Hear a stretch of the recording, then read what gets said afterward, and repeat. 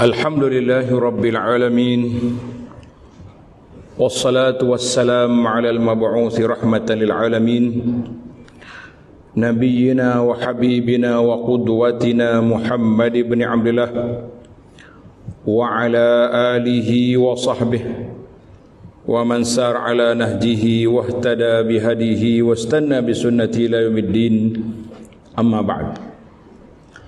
Yang dihormati Al-Fadhil Tuan Imam Besar Ustaz Asnan dan semua para imam-imam dan pegawai Masjid Negara, muslimin dan muslimat, para pencinta ilmu sekalian, Assalamualaikum warahmatullahi wabarakatuh.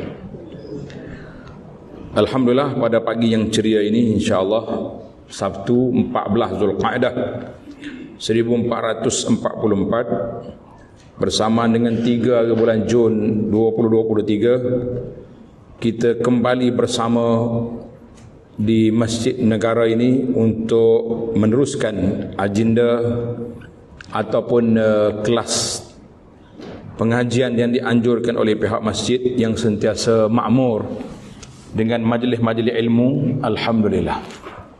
Kita ni saya guna Anak Kunci Syurga yang versi ni, versi syarah dihurai sedikit oleh Al-Fakir Abu Anas Madani. Dan insya-Allah kita ini, oleh kerana cetakan yang ada di tangan kita ni banyak silap cetak, kita akan keluarkan yang baru yang baru tak lama lagi. Saya ingat di pesta buku ni ada ke tidak, tak tahu. Kalau dapat yang ni kita akan sambung yang baru pula lah, insya-Allah. Baiklah para jemaah sekalian, alhamdulillah kita sentiasa syukur pada Allah Azza wa Jalla di atas limpah kurnia nikmat yang Allah anugerahkan kepada kita yang tak putus-putus.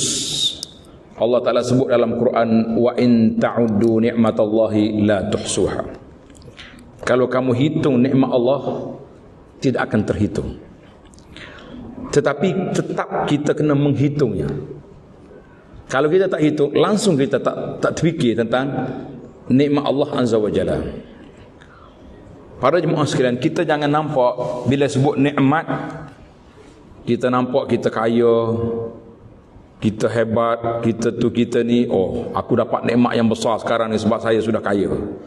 Aku dapat nikmat yang besar sekarang ni sebab sudah naik pangkat, contohnya. Aku macam-macam kita rasa nikmat yang kita ada.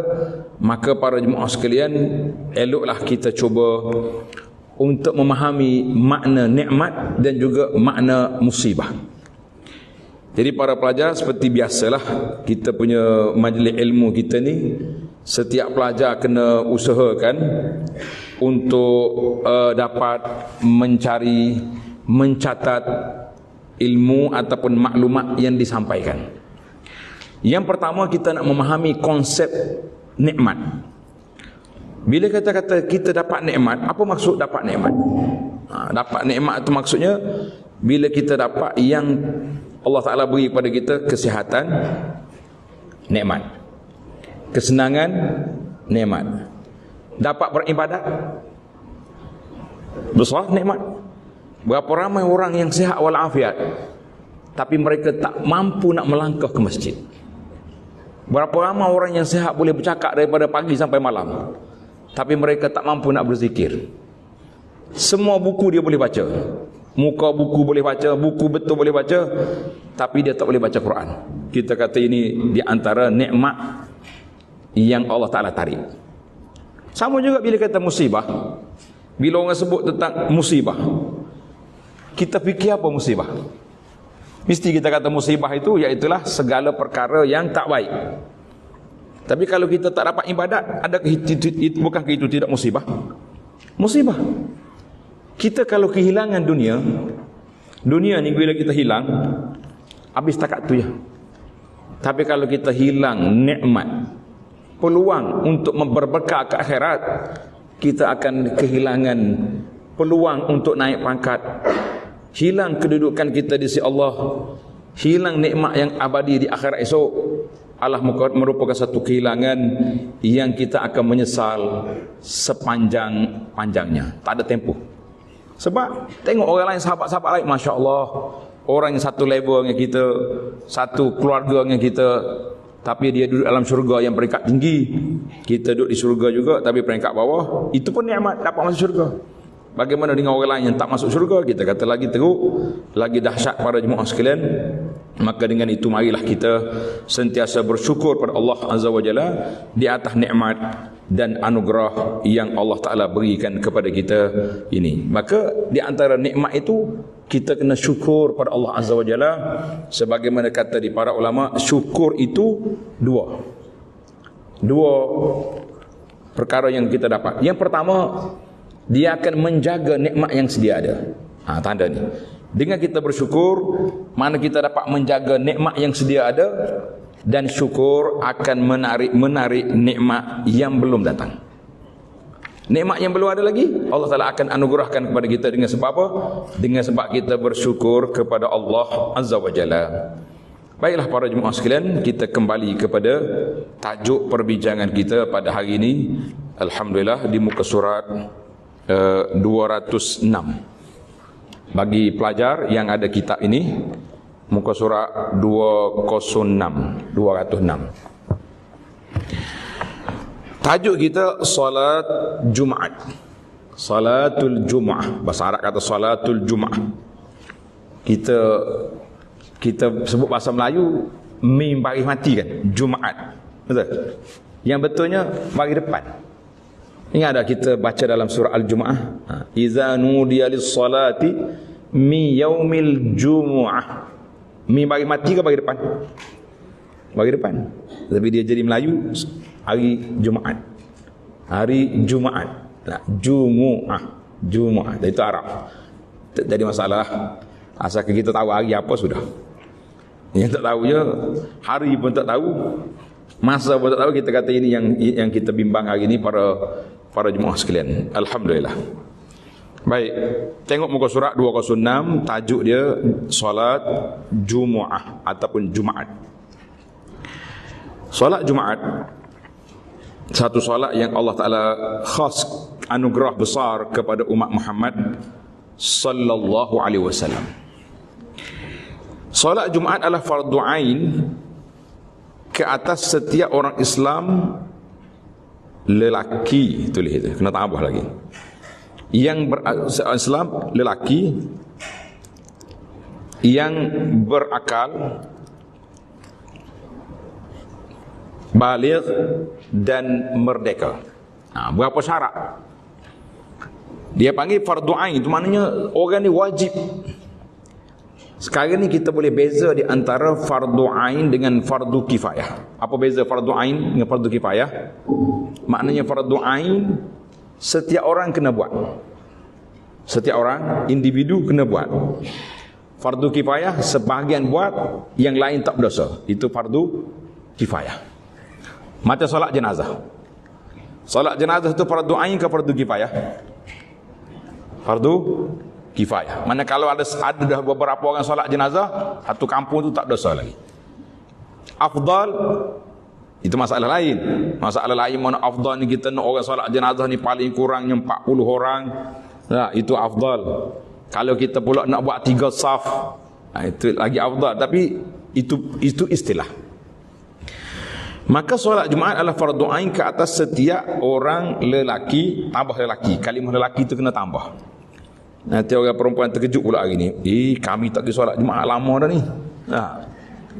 Lama dah tak solat Jumaat. Ada setengah orang ni tak pernah solat Jumaat kecuali bila dia pergi Mekah.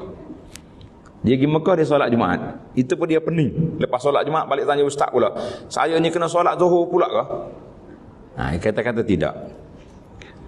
Orang wanita yang solat Jumaat, gugurlah bagi dia, tak payah solat Zuhur. Itu dia panggil tak wajib tapi sah. Istilah dia. Kalau orang tanya, apakah solat yang tidak wajib tapi sah? Jawabnya solat wanita solat Jumaat. Tak wajib bagi dia Jumaat. Tetapi kalau dia pergi solat Jumaat sah dan dia tidak perlu solat, tak perlu solat Zuhur lagi. Alhamdulillah. Jelas perbezaan di antara itu. Sebab itu para ulama Islam ni dia akan bagi dua. Satu dia panggil syarat sah, satu lagi syarat wajib.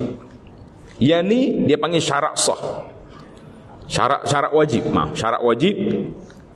Maknanya solat Jumaat itu wajib fardu ain, yakni wajib ke atas setiap orang lelaki Islam ataupun Islam lelaki yang berakal. Mana orang berakal ni orang yang tidak gila lah. Kalau orang tak berakal, macam ada setengah ni kita kan, Allah Ta'ala uji kita ibu bapa ni, anak dia kurang sikit lah, orang panggil OKU ke apa dia. Jadi kalau kita bawa pergi masjid, dia solat, kalau dia solat dengan betul, sah lah solat dia, tak walaupun tak wajib bagi dia. Alhamdulillah. Kita orang musafir, orang travel. Orang travel tak wajib bagi dia solat Jumaat. Tapi kalau kita nak solat Jumaat, kita sampai di masjid tu orang solat Jumaat, kita berhenti, sah. Yang ini anak rasa walaupun mukaddimah tapi saya nak masuk. Bimbang takut tak sempat masa ataupun terlupa di akhir. Sebahagian daripada masyarakat kita ni, dia musafir. Contohnya macam anak sekarang ini, saya musafir ke Kuala Lumpur. Bila kita pergi masjid, kita tahu kita tak akan berjalan. Kita akan berada di masjid ini sampai Isyak. Tahu tak tahu? Kita tak tahu. Tahulah sebab kita dengar kuliah ataupun kita nak pergi kuliah situ. Betul tak? Jadi tak perlu lagi kita jamak. Ni tak, lepas solat maghrib dia bangun solat Isyak seorang dia. Sini seorang, sini seorang, sini seorang. Bila waktu orang Isyak nanti, saya keluar ustaz, saya dah jamak. Kita kata ini satu tindakan yang silap, yang tidak tepat. Saya musafir, saya boleh je jamak. Naam, sahih.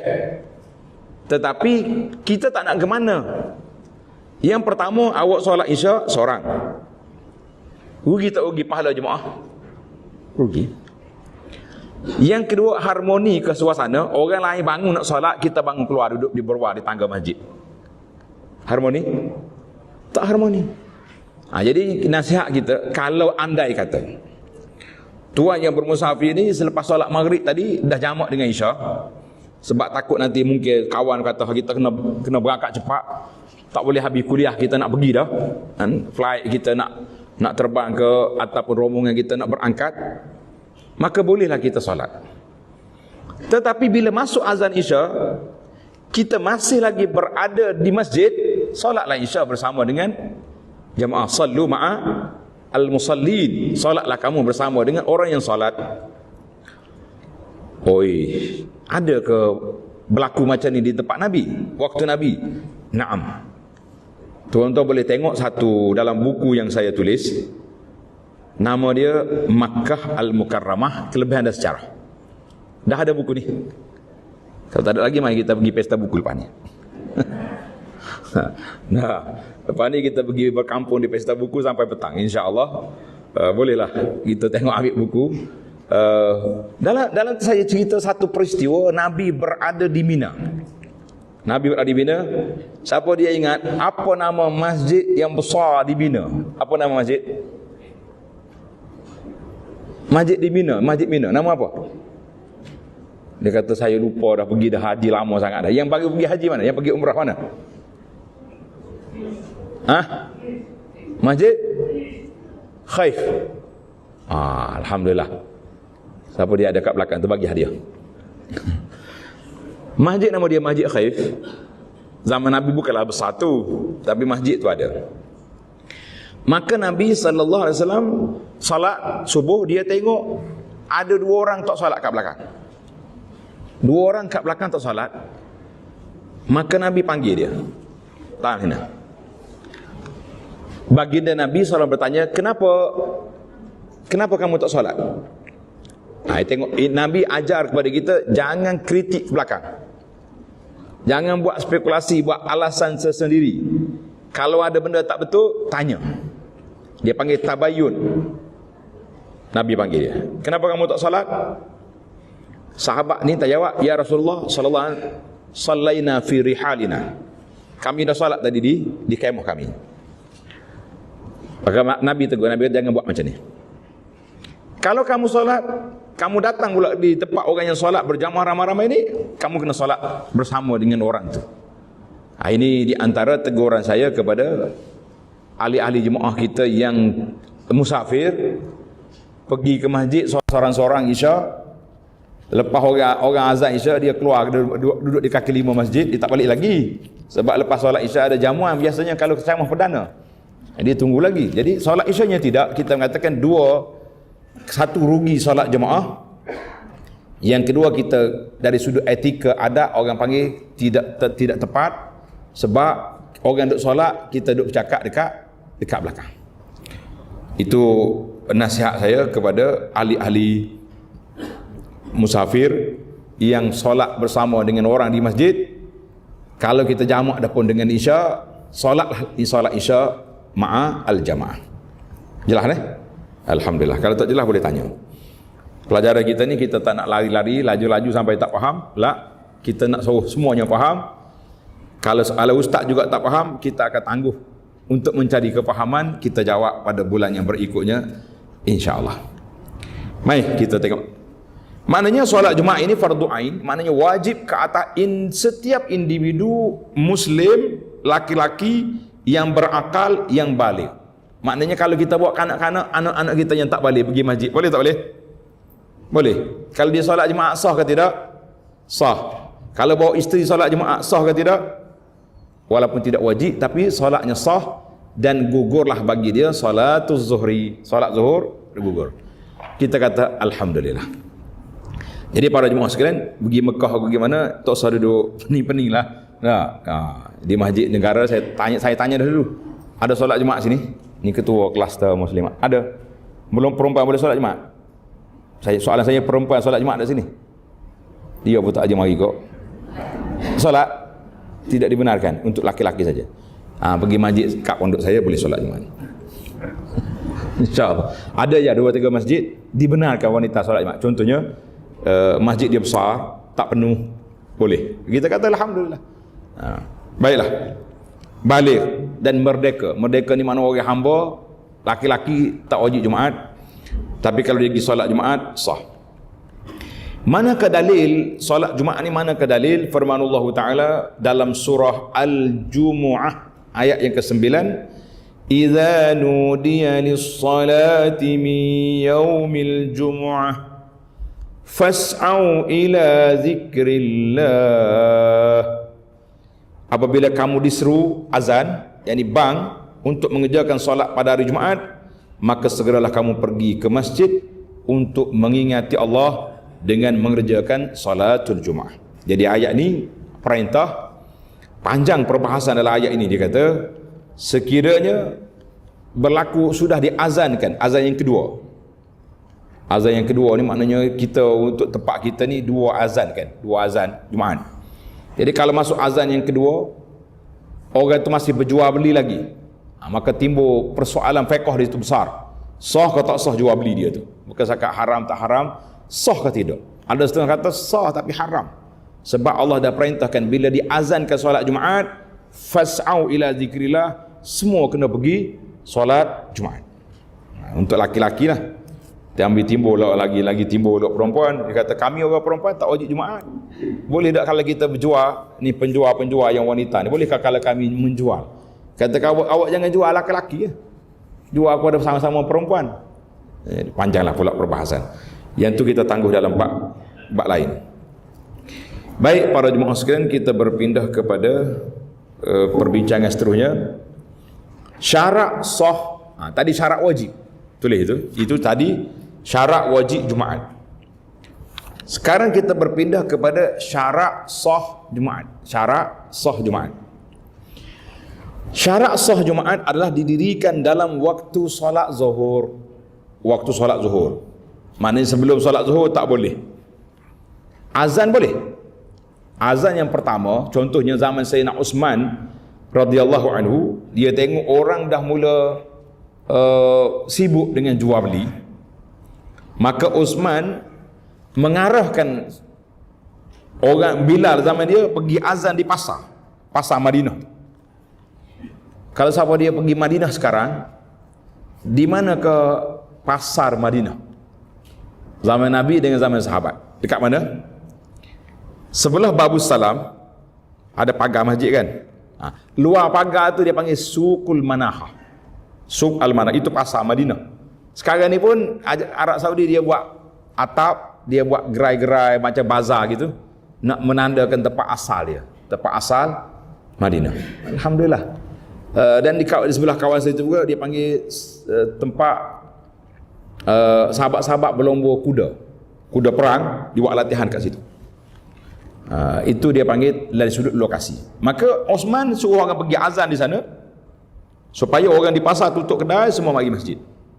Kemudian bila masuk waktu zuhur baru dia azan. Tapi di tempat kita ni tak, kita akan azan setelah masuk waktu. Betul tak? Sebab itulah dia di antara akan timbul nanti, saya tengok di belakang nanti ada sebut tak, kita simbol tentang masalah qabliyah Jumaat ada ke tak ada. Kalau tak ada dalam kitab ni tak sebut, saya akan sebut di akhir nanti insya-Allah. Baiklah, sekarang mana syarat sah Jumaat? Yang pertama, mesti solat Jumaat dalam waktu zuhur. Dalam waktu zuhur. Berdasarkan daripada riwayat Imam Al-Bukhari rahimahullahu taala, anna an-nabiyya sallallahu alaihi wasallam kana yusalli al-jum'ah hina tamilu asy-syams. Hina tamilu asy-syams. Tengok dia punya baris salah, dia tulis tuzul waktu apa ni? Tazul. Kalau nak tazul. Ataupun ada setengah riwayat kata tamil syams. Nabi mendirikan solat Jumaat pada ketika gelincir matahari. Apa makna gelincir matahari? Mana matahari di tengah langit, tengah-tengah ni, itu waktu larangan solat. Ingat lagi kan? Waktu larangan solat berapa tempat? Waktu larangan solat sunat berapa tempat? Selepas solat subuh sehingga terbit matahari melempasi waktu syuruk. Pejabat mufti wilayah dulu dah keluar selepas syuruk 12 minit atau 15 minit. Hari ini syuruk 7 minit, kita kena tambah lagi 12 atau 15 minit baru boleh kita solat duha. Kena tanda situ. Kemudian waktu sebelum solat zuhur ni, itu dipanggil waktu larangan. Larangan itu berlaku kecuali hari Jumaat. Hari Jumaat tak ada larangan. Maka kata di dalam hadis ini, riwayat ini mengatakan bahawa Nabi sallallahu alaihi wasallam kana yusalli al-jum'ah hina tamilu syams.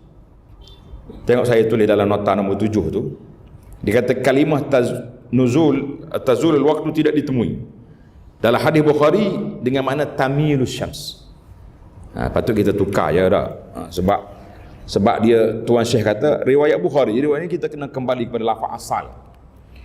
Zaman kita hari ini alhamdulillah, untuk maklumat para jemaah sekalian yang pandai bahasa Arab, yang tak pandai, para asatizah, ustaz-ustaz kita ni, kita kata banyak keuzuran kita untuk tidak semak hadis besar.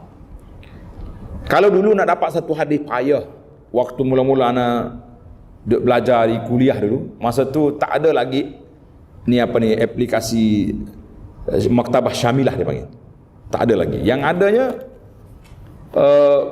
Mu'jam Mufaharas, ada 10 jilid tu, satu-satu hadis kita kena cari, kadang-kadang setengah malam baru jumpa. Sekarang ni alhamdulillah sudah ada maklumat di ujung jari nak cari hadis. Jadi kita kata sangat senang untuk kita semak, kecuali pendakwah yang tak nak semak, itu tanggungjawab dia dengan Allah Azza wa Jalla. Tanggungjawab dia dengan Allah. Para pendengar terima ya apa yang ustaz-ustaz cakap. Ustaz bagi tahu, sebab itu ustaz kita percaya dengan dia. Tapi ustaz juga kena bertanggungjawab dengan ilmu dia. Lebih-lebih lagi nak menukilkan pandangan nisbah kepada baginda Nabi sallallahu alaihi wasallam. Maka dikata ketika tamilus syams, ketika matahari sudah cenderung kepada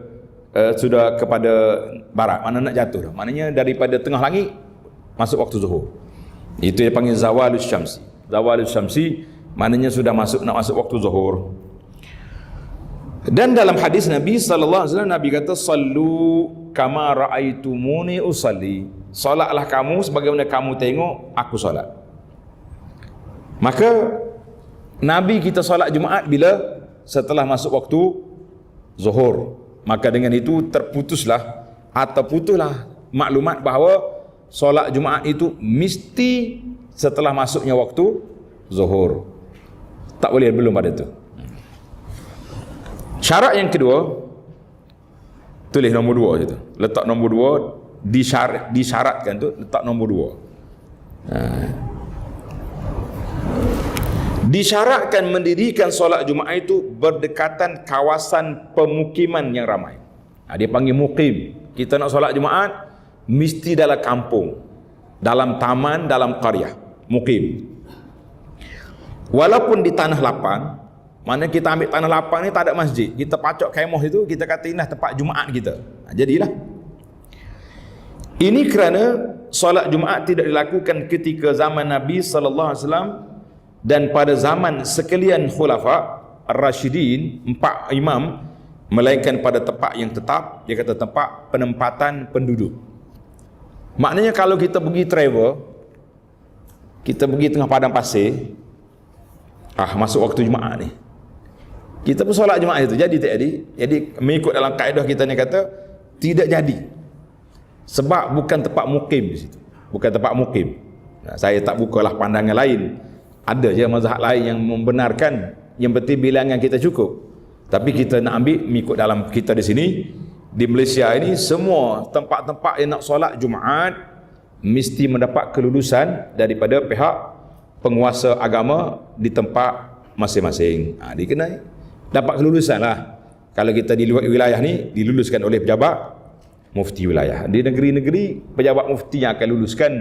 Jadi tak boleh kita suka-suka, aku nak buat surau sini solat Jumaat. Tak. Sebab Jumaat itu dia ada rasmi, dia punya perhimpunan rasmi mingguan yang telah disyariatkan oleh Allah Azza wa Jalla. Akan timbul lagi soalan. Sekarang ni di Kuala Lumpur, di KL ni, banyak ya solat Jumaat dibuat di surau-surau pejabat. Betul tak? Yang contoh yang paling dekat di Menara Bank Islam. Surau dia ada, tapi oleh kerana menara tu besar, maka surau tu dia pasang buka kapek dekat parking kereta tu. Jadi oleh kerana itu fatwa mufti yang membenarkan, dengan kerana orang di bandar besar ni ramai sangat orang, maka dibenarkan kita mengatakan itu rujuk kepada pihak pejabat mufti untuk menyelesaikan masalah. Tapi kalau kita suka-suka ya, aku nak buat parking kereta ni, ya tak boleh lah. Biar ada autoriti yang meluluskannya. Kita kata alhamdulillah. Jadi kita masyarakat ni tak ada banyak komen-komen sangatlah. Kalau pejabat mufti lulus tu kita solat ya Jumaat di situ. Insya-Allah selesailah masalah kita. Kalau semua benda kita nak pertikai, semua benda kita nak bahas, akhir sekali duduk habis masa dengan perbahasan, buat kerjanya tidak juga. Pagi tadi saya sebut, nanti di akhir kuliah nanti kalau ada masa kita akan sebut tentang persiapan menyambut kedatangan awal Zulhijjah, insya-Allah. Itu penting. Kalau tak ada motivasi, mungkin kita lupa atau kita terhanyut dengan suasana yang ada. Kan? Syarat yang ketiga, disyaratkan tidak ada solat Jumaat yang telah didirikan di kawasan pemukiman tersebut. Mandalah satu qaryah tak boleh buat 2 Jumaat.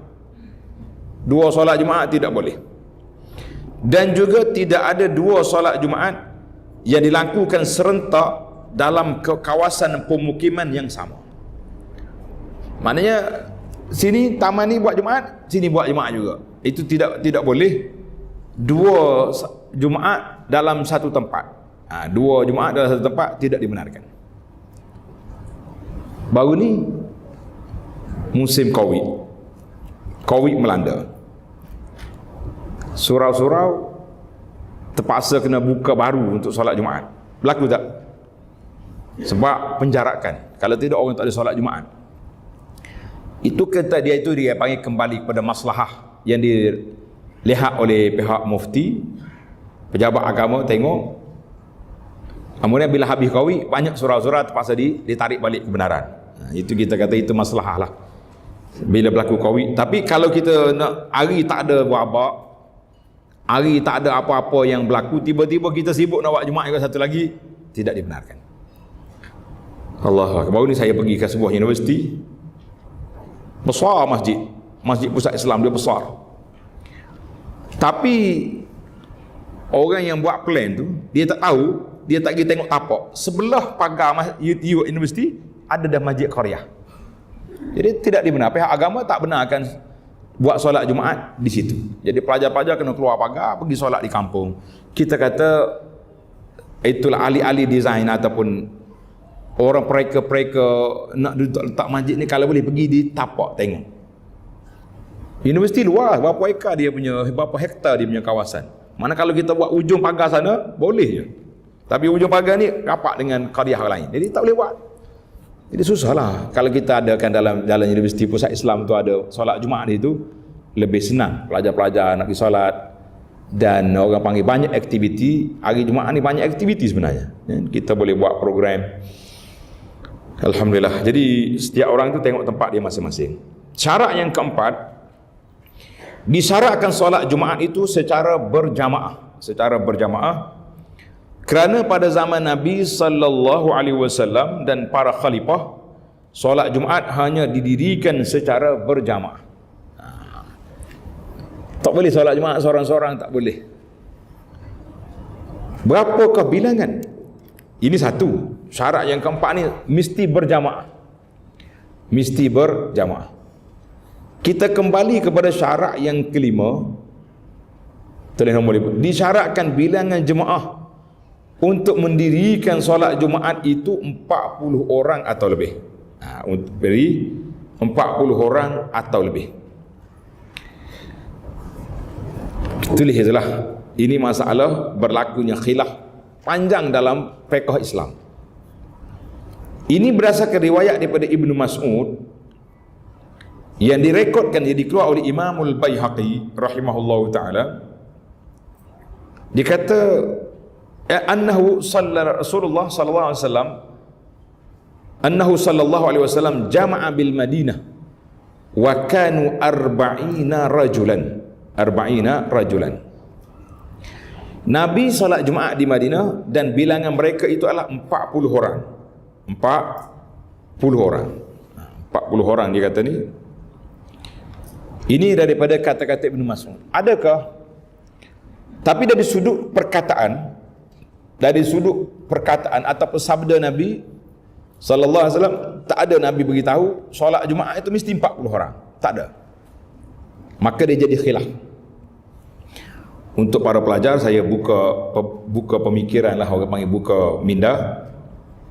Ada seorang ulama Syafi'i.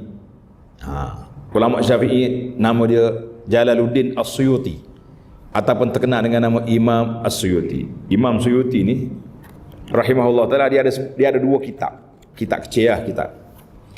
Satu kitab dia nama dia Daw'us Syam'ah. Ustaz-ustaz yang boleh harap tu tulis, yang boleh cari kitab ni. Dalam PDF ada yang bercetak pada Daw'us Syam'ah fi adadil Jum'ah. Makna cahaya lilin yang menerangkan tentang bilangan solat Jumaat. Maka mazhab Syafi'i yang muktamadnya 40 orang. Ada kata asalkan ramai 30 orang pun boleh, contohnya mazhab Malik. Ada yang mengatakan 12 orang. Sebab waktu Nabi khutbah di Madinah tu, sahabat-sahabat bila datang rombongan perdagangan sampai, bila dengar suara, ada sahabat-sahabat yang tengah dengar khutbah keluar pergi tengok orang duduk rombongan pedagang yang sampai. Tinggal 12 orang. Jadi boleh solat 12. Kalau mazhab Hanafi 4 orang boleh solat Jumaat. Jadi kita kata itu khilaf, dan alhamdulillah semua bilangan-bilangan Jumaat ini telah dilalui di negara kita bila pada zaman corona. Karena waktu tu saya dipanggil taklimat oleh pejabat daerah. Dia kata, Ustaz, kita kumpul imam-imam hari ni, bagaimana kita nak faham arahan daripada pejabat agama yang kata solat Jumaat 12 orang. Jadi kita alhamdulillah kita buka balik kitab dalam fiqh kita ni, ada pandangan sedemikian. Maknanya ada keluasannya waktu Covid.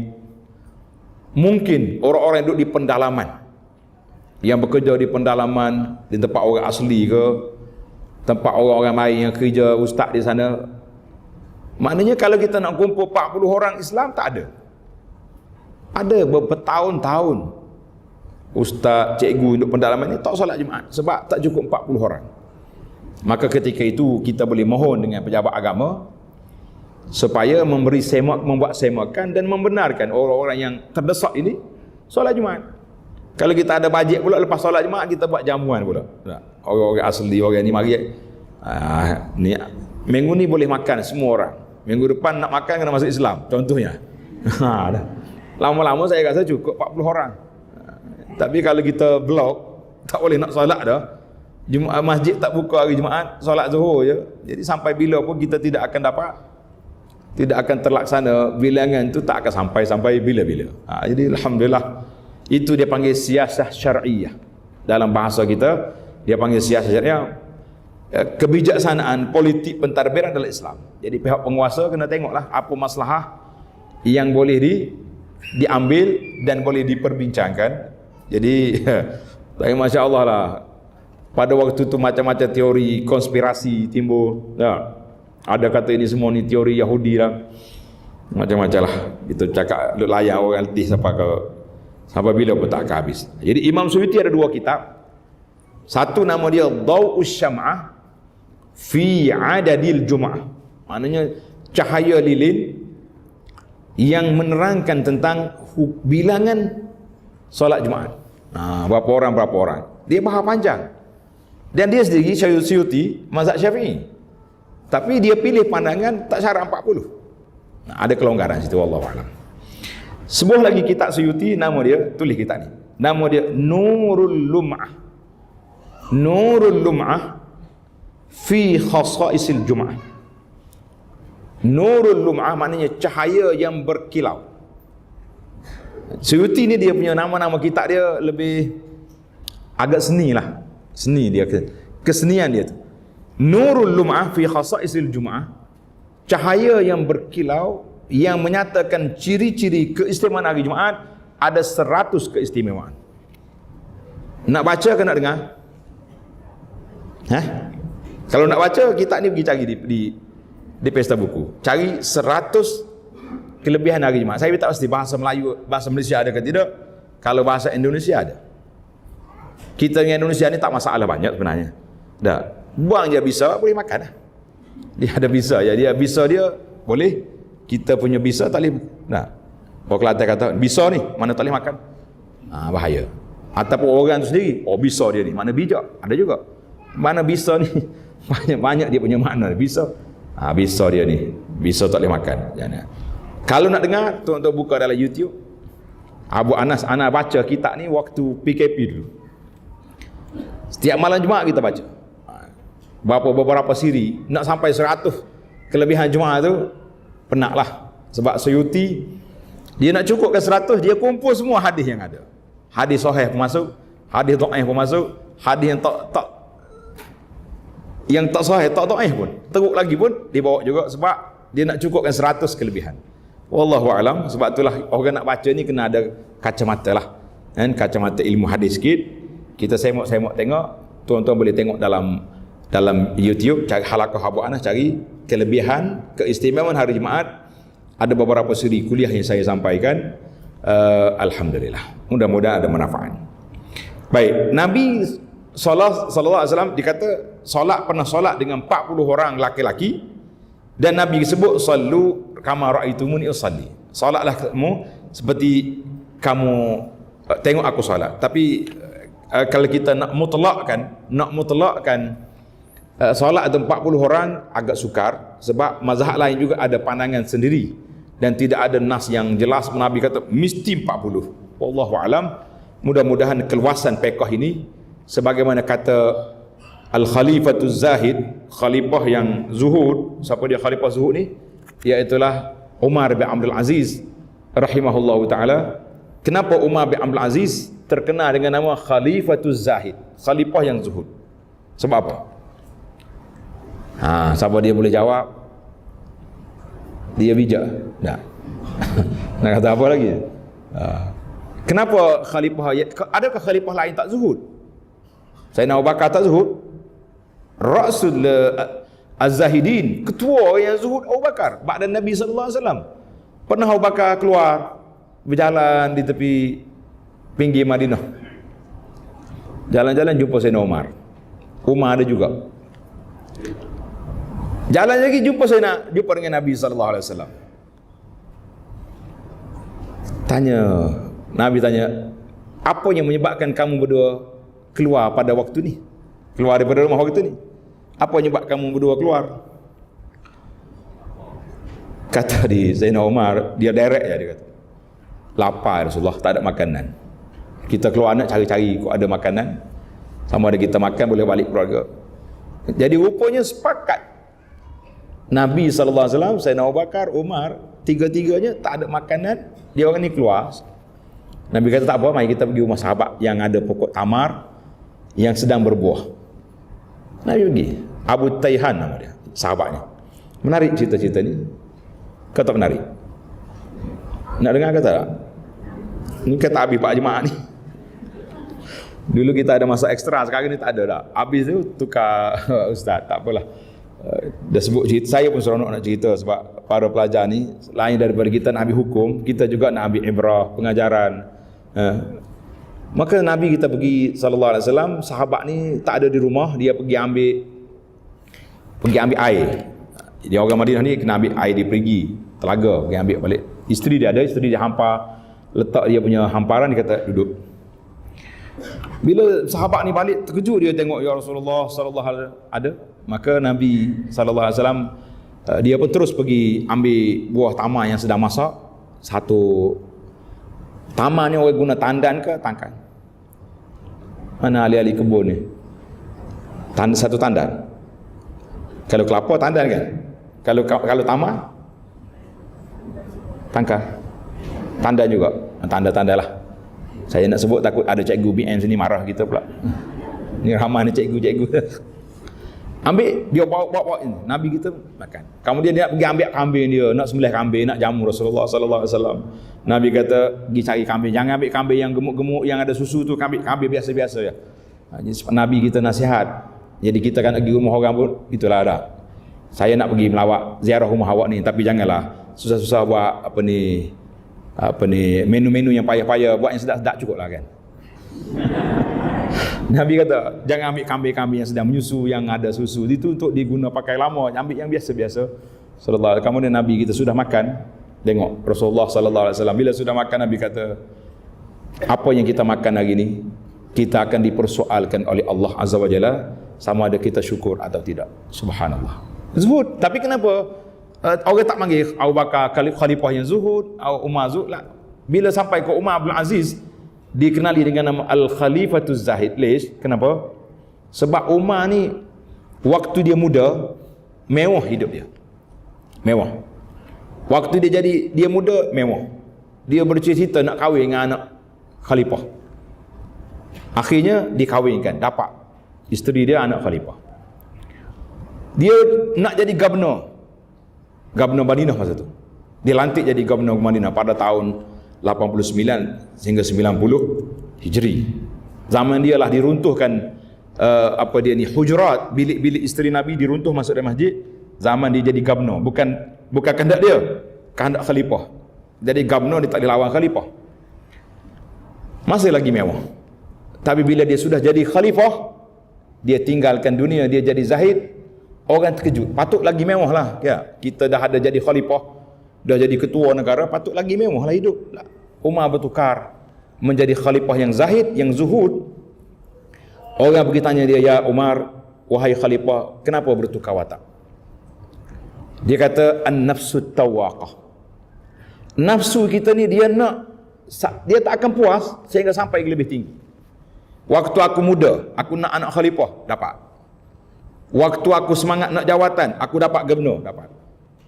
Waktu jadi gubernur, aku nak jadi khalifah, sekarang ni aku dapat. Sekarang ni dunia di tangan aku, yang aku nak sekarang ni yang lebih tinggi daripada dunia, aku nak keampunan Allah, aku nak syurga Allah Azza wa Jalla. Itu dia panggil an-nafsu tawaqah, nafsu yang bercita-cita lebih tinggi. Jadi bila nak syurga, dia tinggal dunia. Allahu Akbar. Tengok, pemerintah dia 2 tahun lebih, tapi tak ada orang keluar, tak ada orang minta zakat pada masa itu. Sebab dengan keadilan dia, Allah Ta'ala beri kepada dia kesenangan. Apa yang saya nak sampaikan, Khalifatuz Zahid Umar bin Aziz, dia kata apa? Aku sangat gembira kalau para sahabat radhiyallahu anhum berbeza pandangan dalam satu-satu masalah. Sebab bila sahabat berbeza, hukum itu jadi luas. Kalau sahabat tak berbeza, hukum jadi satu. Siapa dia buat, selamat. Siapa dia tak buat, neraka.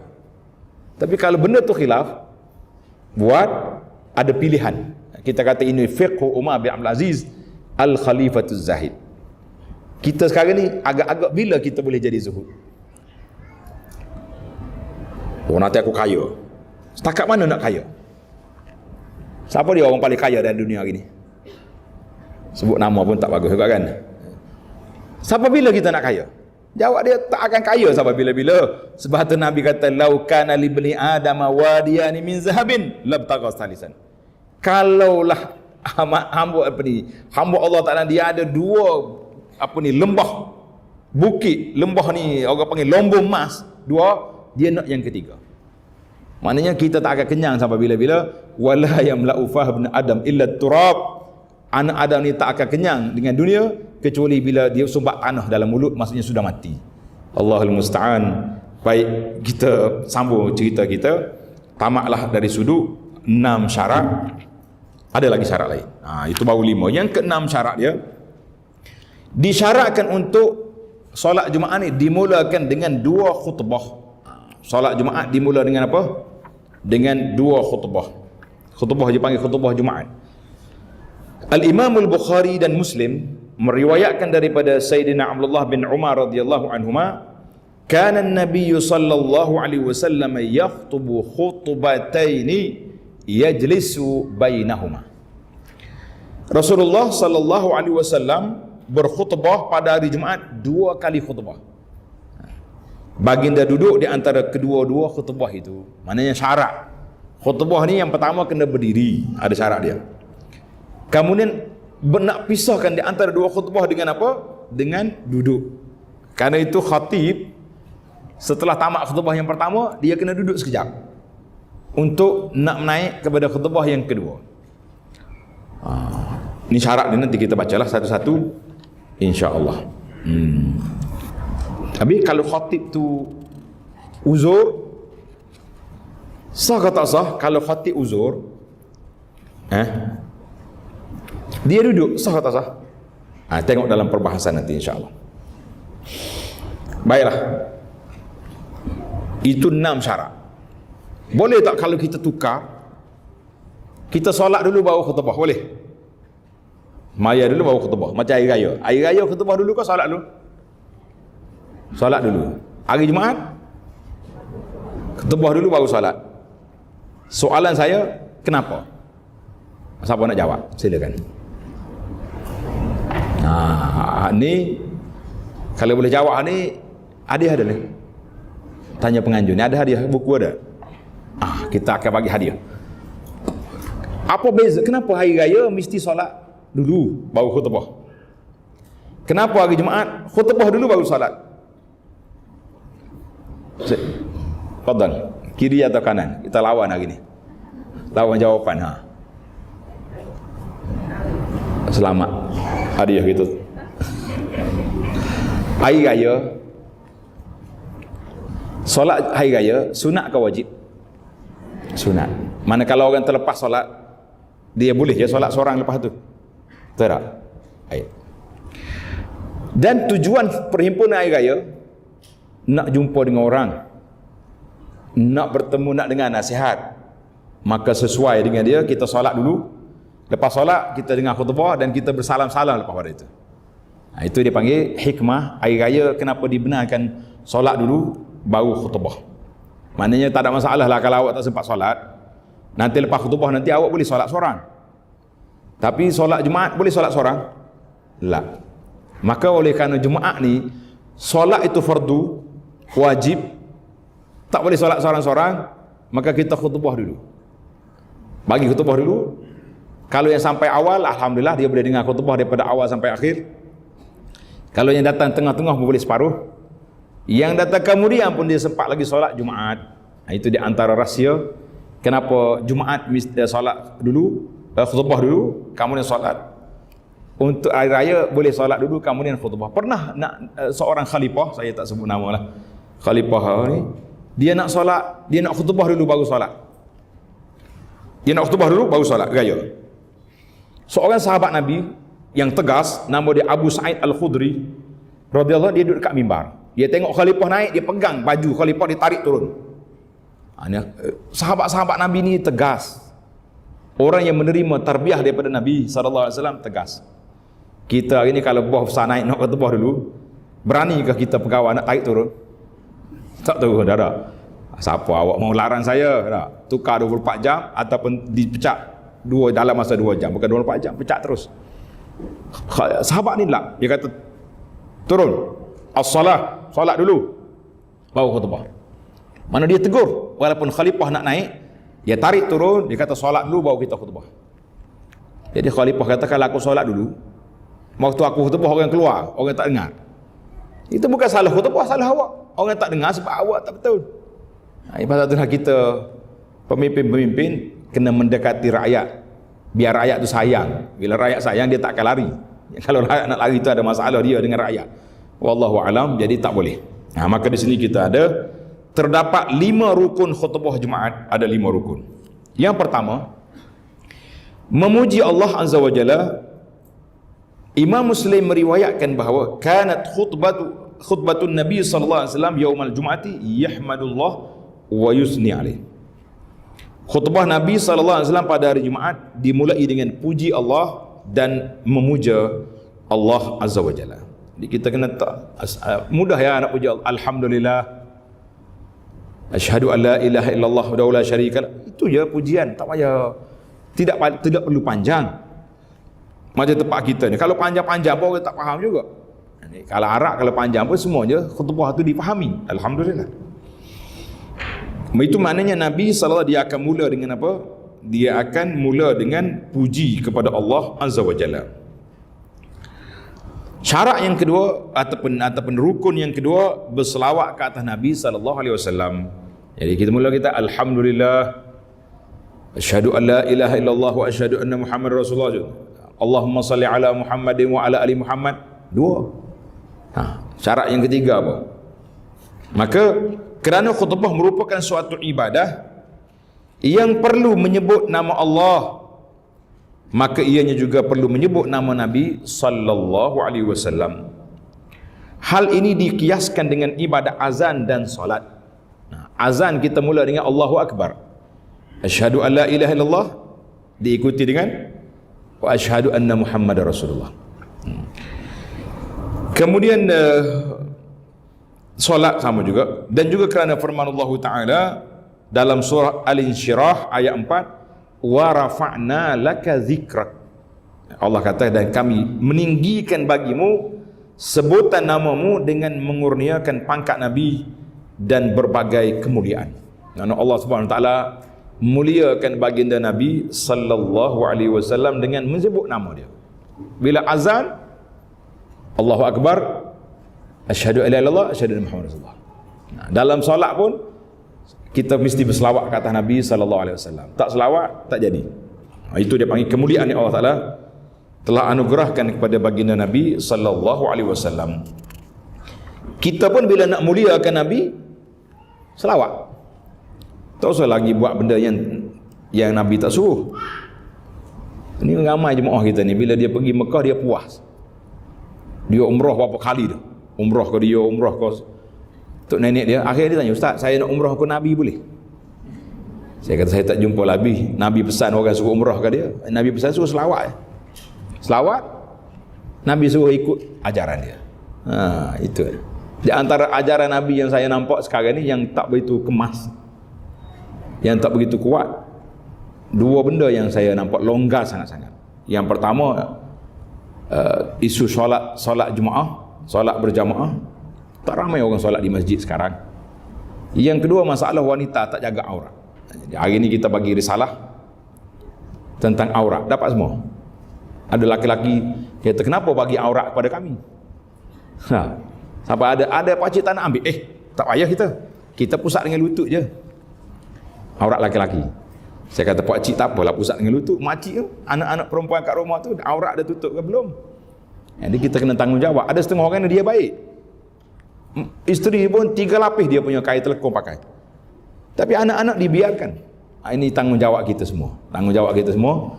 Bagi semua kepada para peserta kita ni. Risalah-risalah yang ada itu, alhamdulillah. Baik. Pak mana kita ni? Yang ketiga. Yang ketiga, berpesan wasiat supaya takut pada Allah Azza wa Jalla. Dia panggil wasiat supaya kita takut kepada Allah Azza wa Jalla. Hal ini kerana mengikut perbuatan yang telah dilakukan oleh Nabi sallallahu alaihi wasallam, seperti adalah hadis Muslim tadi. Dia kata apa?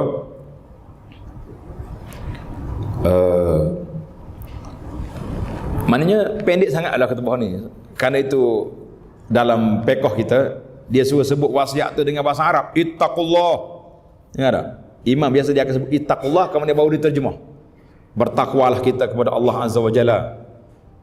Makna takwa yang paling mudah sekali, senang ya, tanda itu. Makna takwa yang paling mudah, yang paling simple sekali, iaitu buat yang Allah Ta'ala suruh, tinggal yang dilarang. Itulah dia panggil definisi takwa yang paling simple, yang paling mudah. Definisi takwa yang paling simple, yang paling mudah, ittaqullah, maknanya kita buat yang Tuhan suruh, meninggalkan yang dilarang. Nak cari apa?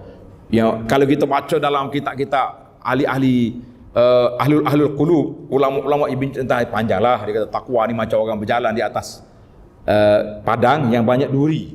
Banyak duri. Bila banyak duri, macam mana kita berjalan? Berhati-hatilah supaya tak terpijak duri. Lebih-lebih lagi orang yang berjalan tak pakai selipar. Oh, takut dia dengan duri. Kita yang peliknya. Tapi macam mana orang-orang yang di kampung, dia tak pakai selipar pun jalan atas duri boleh. Kaki dia Tuhan bagi macam mana? Allah Ta'ala Maha Kaya. Kita duduk bandar ni manja sangat, kena duri pun sakit, duri kena kita pun sakit kita. Mari kita sini tengok ni daripada hadis. Yang keempat, membaca Al-Quran, baca ayat Quran yang boleh dipahami. Baca ayat Quran yang boleh dipahami. Apa dia ayat Quran yang boleh dipahami? Iaitu Imam Muslim tu mana tambah itu? Imam Muslim mana dalam kitab Sahih Muslim lah. Meriwayatkan daripada Ummu Hisham binti Harithah. Ini dia panggil rawiyah, maknanya perawi wanita. Ada di kalangan sahabat-sahabat wanita yang juga meriwayatkan hadis. Meriwayatkan hadis Nabi sallallahu alaihi wasallam. Dia panggil rawiyatun al-hadis. Dia kata, apa ni kata Nabi sallallahu alaihi wasallam, dia kata dia apa ni, Ummu Hisham kata, ma akhadtu qaf wal Qur'anil Majid illa an lisani Rasulillah sallallahu alaihi wasallam yaqra'uha kulla yaumi jum'atin 'alal mimbar idza khataban nas. Dia kata saya menghafaz surah Qaf. Saya tak hafaz surah Qaf ni kecuali aku dengar daripada mulut Nabi sallallahu alaihi wasallam, baginda membaca surah itu setiap hari Jumaat di atas mimbar apabila baginda berkhutbah di hadapan orang ramai. Ini mana Nabi kita baca ayat. Jadi dia dengar ayat ni, dia hafal. Orang zaman dulu oleh kerana hafalan dia tak ada tulisan, tak ada rekod, tak ada MP3, tak ada. Jadi Allah Ta'ala bagi hati dia cerah. Sekali dia dengar, dia ingat lalu. Kita hari ni sebab Jepun dah reka macam-macam untuk kita, jadi kita pun tak percaya dengan kita sendiri. Betul tak? Kalau kita tanya orang 4 kali 4 berapa? Buka telefon, cari dia punya kalkulator dulu. 4 kali 4. Tak percaya dah kita sendiri. Nah, 10 tolak 2 berapa? Dia buka juga. 8. Kata-kata. Itu hak kira-kira kalau tanya jalan habis.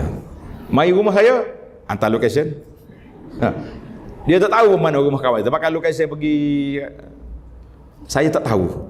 Kalau malam-malam lokasi ni ada hantu ke tidak. Banyak kali dah kita kena sampai ke kubur dia pergi. Sampai apa? Kubur ni.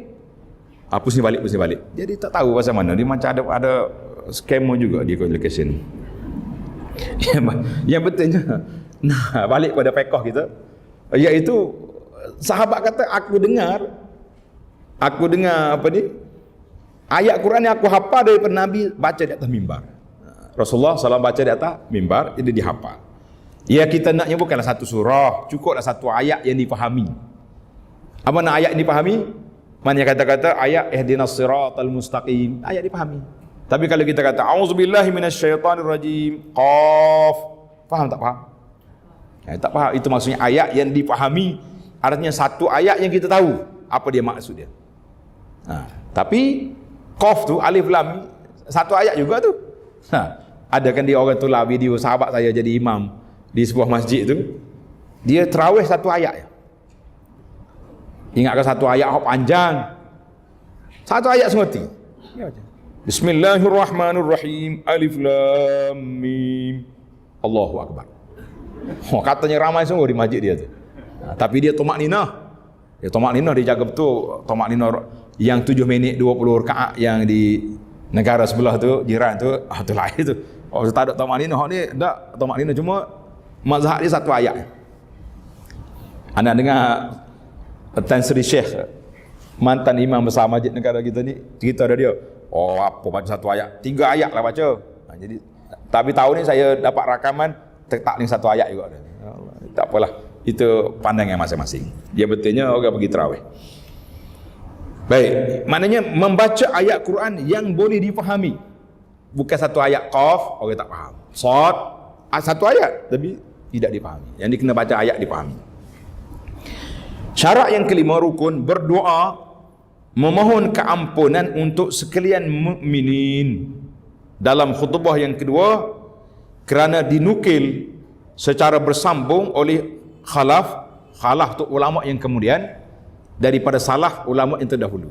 Jadi biasanya para ulama salah ni, khatib salafus salih, dia akan berdoa pada khutbah yang kedua, Allahumma ighfir lil mu'minina wal mu'minat. Cukup.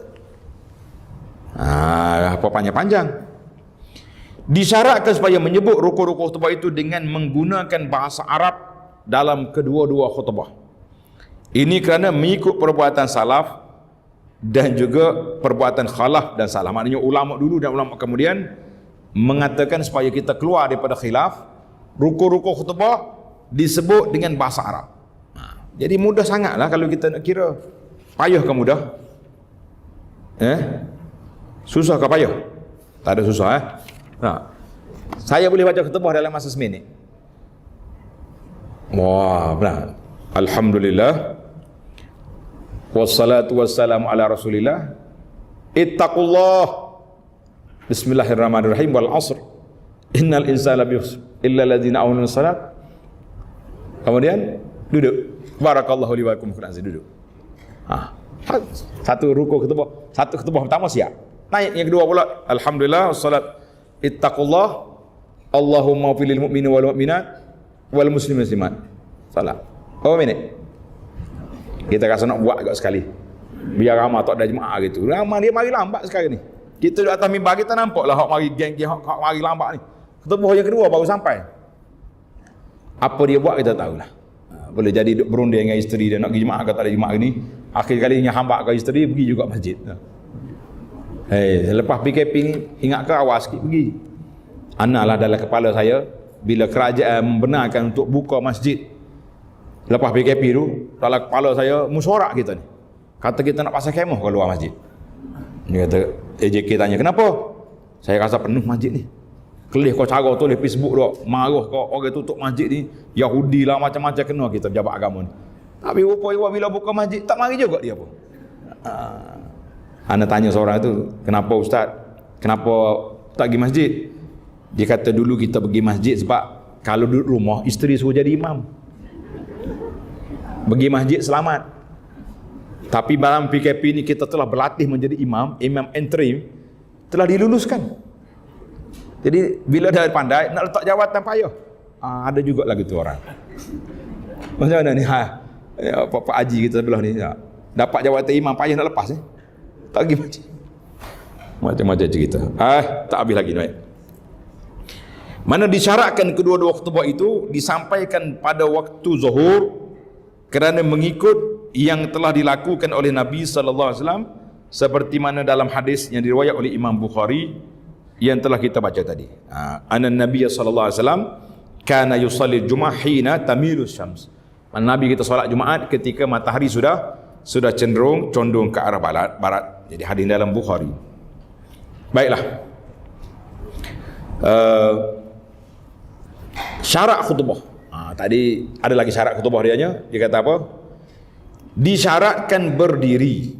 Itu ni. Yang ketujuh tadi. 5. Yang keenam. Yang keenam mesti berdiri. Itu dia nombor 6 lah. Disyaratkan berdiri semasa khutbah Jumaat. Semasa khutbah kena berdiri. Mana dalil? Dalil hadis Jabir bin Samurah radhiyallahu anhu. Anna Rasulullah sallallahu alaihi wasallam kana yakhutubu qa'iman. Thumma yajlis. Thumma yaqum fayakhtubu qa'iman. Faman nabba'aka annahu kana yakhutubu jalisan faqad kadzaba. Siapa dia cerita kepada kamu bahawa Nabi duduk sallallahu alaihi wasallam duduk dalam solat khutbah, maka orang tu dikira berbohong. Bohong. Jadi jangan duduk kacau lah kita. Berbohong. Siapa dia kata Nabi kita duduk bohong? Kita terjemah ke dah daripada awal. Dulu lagi dah. Maksud dia bahawa Rasulullah sallallahu alaihi wasallam sentiasa berkhutbah sambil berdiri. Diri. Habis khutbah pertama, lalu dia duduk atas kerusi sekejap. Kemudian bagi dia bangun berkhutbah lagi sambil berdiri. Orang yang memberitahu kamu bahawa Rasulullah sallallahu alaihi wasallam pernah berkhutbah dalam keadaan duduk, sesungguhnya dia telah berdusta. Kerah ayat ni. Mana kalau kata di Jabir, kalau siapa dia kata Rasulullah khutbah sambil duduk, bohong. Saya rasa mungkinlah sahabat yang beriwayat tu dia tengok Nabi duduk antara dua khutbah. Dia riwayat yang tu. Wallahu a'lam. Jadi sebab kita ni kalau kita nak foto, nak dengar cakap, kita kena dengar daripada awal. Kena dengar daripada awal baru kita tahu ni riwayat. Aku tengok Nabi khutbah sambil duduk. Dia tak khutbah sambil duduk, dia diam. Dia doa ketika itu. Sunat bagi makmum diam ketika khutbah, bahkan mereka dituntut supaya mendengar khutbah. Firmanullah Ta'ala dalam surah Al-A'raf ayat 204, wa idza quri'al Qur'anu fastami'u lahu wa ansitu la'allakum turhamun. Dan apabila Al-Quran itu dibacakan, maka dengarlah akan dia serta diamlah. Bila orang baca Quran, kamu diam, supaya kamu beroleh rahmat. Ahli tafsir menyebut dalam kitab-kitab mereka bahawa ayat ini diturunkan ketika khutbah Jumaat. Mana khutbah Jumaat? Bila orang khutbah, kita kena diam, jangan duduk bercakap. Jangan duduk bercakap.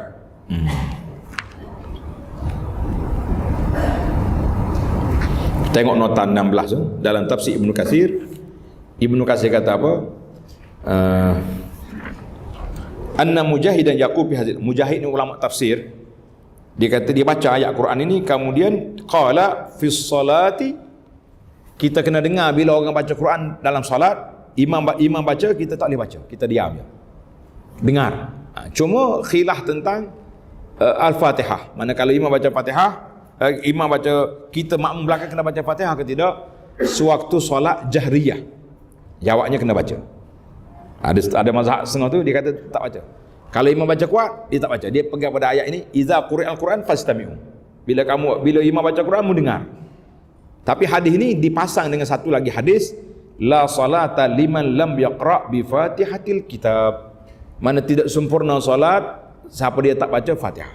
Jadi kita kembang hadis ini, maknanya tak boleh baca ayat lain, tak boleh baca bacaan lain, hanya sekadar kita baca Al-Fatihah.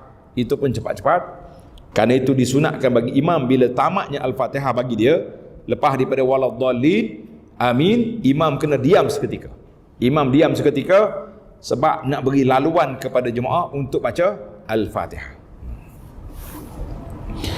Baiklah, maknanya ulama tafsir kata ayat ini menunjukkan kepada diam itu pada waktu khatib berkhutbah. Jangan bercakap.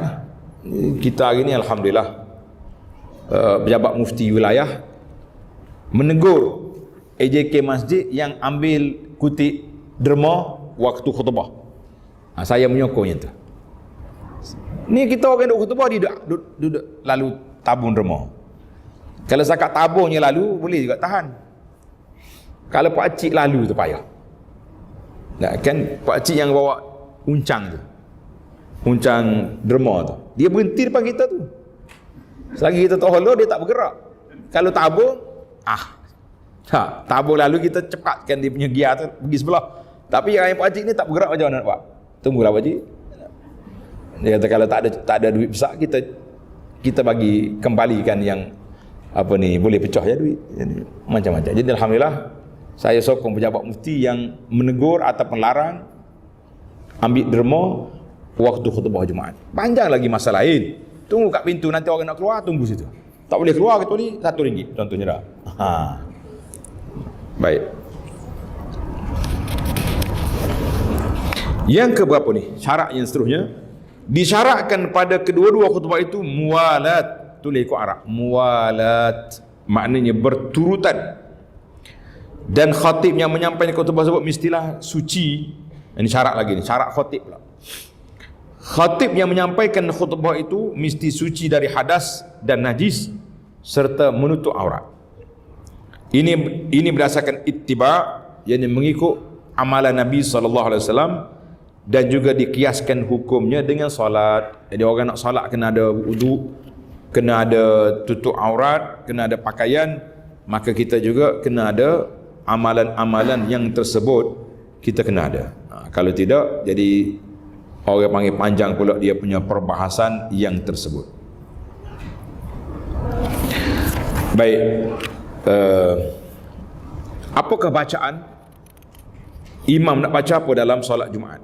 Imam nak baca apa dalam solat Jumaat?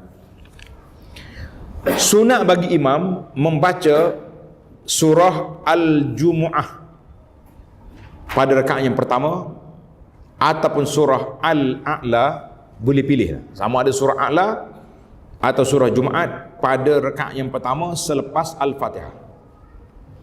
Bukan pilih dia, bukan kembar dua tu, tidak. Atau maknanya kalau imam baca solat Jumaat, surah Al-Jumu'ah dalam rakaat yang pertama, maka dan sunat membaca surah Al-Munafiqun pada rakaat yang kedua. Kalau imam baca surah Al-A'la rakaat yang pertama, maka sunat dia baca surah Al-Ghashiyah, hal ataka hadithul Ghashiyah, selepas membaca Al-Fatihah rakaat yang kedua. Ini dua surah ni memang Nabi kita baca pada waktu Jumaat. Dan surah Sabbihis Rabbikal A'la dan surah Al-Ghashiyah ini memang Nabi kita baca sekali lagi pada solat hari raya. Solat hari raya dia baca dua surah ni. Ada juga surah lain, surah lain Nabi kita baca pada solat hari raya. Tapi cukuplah kalau kita baca ni pun panjang dah ni. Maknanya kita baca rakaat yang pertama Sabbihis, rakaat yang kedua hal ataka hadithul Ghashiyah. Atau minggu ni imam aktif sikit, dia boleh baca surah Al-Jumu'ah, rakaat yang kedua surah Al-Munafiqun. Imam Muslim meriwayatkan daripada Sayyidina Abdullah bin Abbas radhiyallahu anhuma, katanya, kana yaqra'u fi salatil jum'ati suratal jumu'ah wal munafiqin. Ini riwayat pertama, riwayat Ibnu Abbas. Nabi kita baca pada solat Jumaat surah Al-Jumu'ah dan Munafiqin, dua surah. Imam Muslim juga meriwayat daripada An-Nu'man bin Bashir radhiyallahu anhuma, kana Rasulullah sallallahu alaihi wasallam yaqra'u fil 'idaini wa fil Jumu'ah. Dengar dua-dua. Nabi kita baca ketika solat hari raya dan juga ketika solat Jumaat bi itu dengan, batu dia tak kurungan, Sabbihisma Rabbikal A'la dan hal ataka hadithul Ghashiyah. Dua surah ni menjadi bacaan, kita kata alhamdulillah. Adapun pada pagi Jumaat lain. Pagi Jumaat kita baca surah suratul Dahri, surah As-Sajadah dan suratul Dahri. Jadi hadis ni jelaslah pada kita alhamdulillah. Dari sudut bacaan imam, dan imam kena baca apa? Baca secara jahar, secara kuat pada solat Jumaat. Solat Jumaat dia kena baca kuat, bukan baca perlahan. Sama juga dengan solat hari raya. Solat hari raya juga kita baca kuat, tak boleh baca perlahan. Cuma khilaf tentang solat gerhana. Solat gerhana ni nak baca kuat ke baca perlahan. Jadi dalam kitab kita ni kata kalau gerhana matahari perlahan, kalau gerhana bulan kuat. Ada lagi pandangan lain mengatakan lah, kita baca kuat dua-dua sebab solat gerhana ni solat yang dihimpun orang. Nabi kita suruh berhimpun, dia panggil as-salatu jami'ah, solat ramai-ramai datang. Jadi oleh sadar dia berhimpun ramai-ramai seperti hari Jumaat kita baca kuat, hari raya juga baca kuat.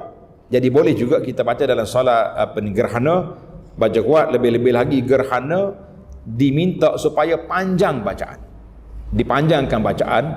Mana Nabi kita SAW dia baca panjang sehinggalah matahari yang gerhana itu hilang gerhana dia. Berapa surah dia baca. Jadi bab gerhana kita tak masuk sini, cuma saya sebut dari sudut bacaan.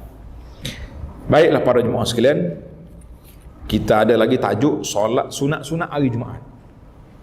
Solat sunat-sunat hari Jumaat ada beberapa perkara, insya-Allah kita habiskan dalam perbincangan kita ini, insya-Allah.